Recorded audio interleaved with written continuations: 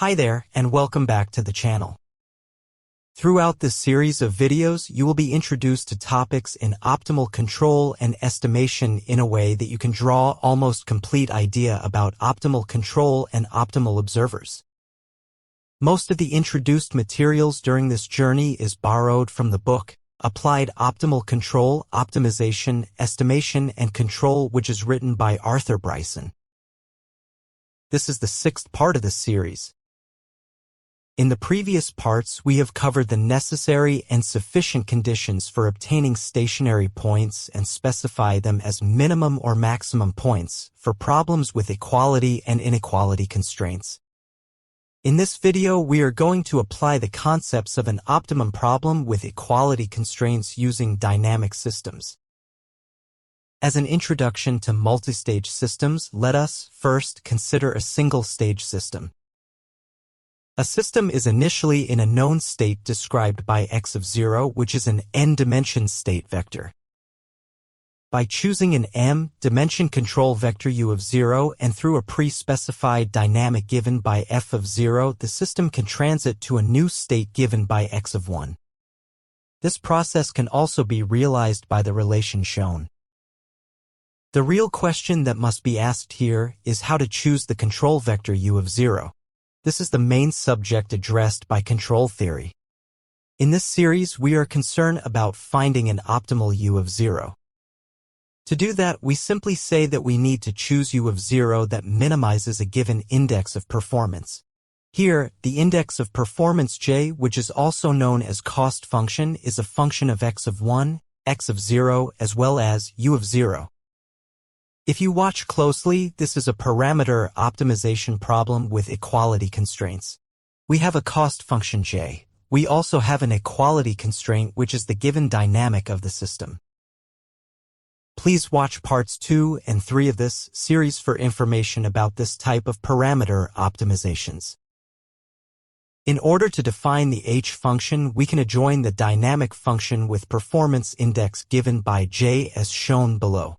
Here, lambda of 1 is an undetermined multiplier which has the same dimension of the state x. Now, let us focus more on this last equation. Before diving deeper, let us define our unknowns in this function that we need to solve for. First, we have the future state of the dynamic x of 1. We also have the control vector u of 0. And finally, we have the lambda of 1. All of these unknowns make 2n plus m of unknowns. Please keep in mind the time depend of these variables.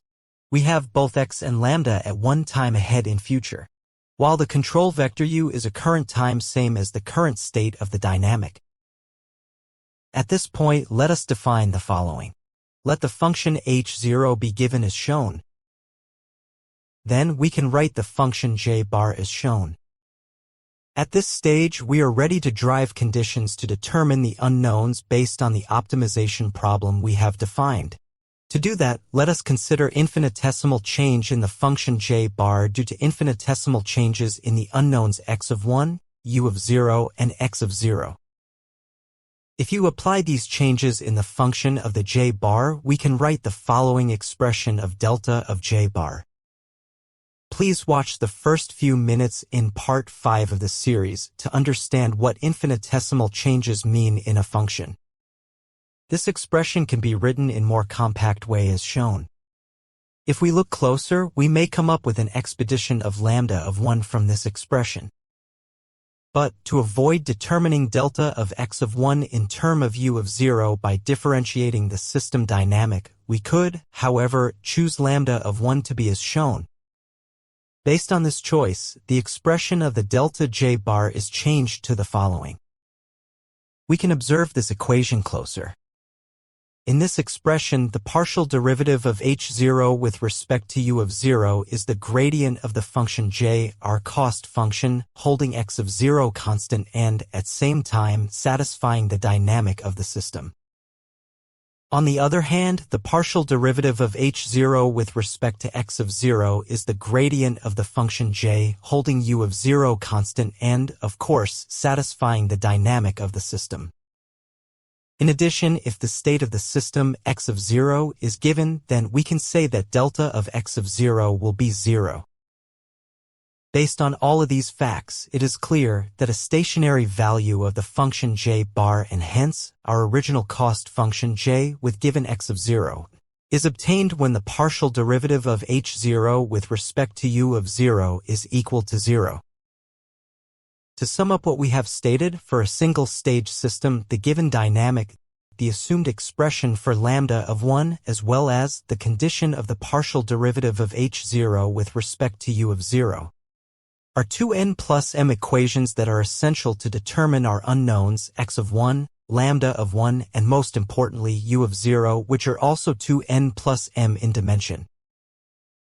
In the next part of the series, we will extend the concept presented here to multistage systems under different terminal and conditions. I really hope that this part was helpful. Thank you for watching this video. And please consider subscribing to the channel and giving a thumbs up to the video. See you soon. Hopefully.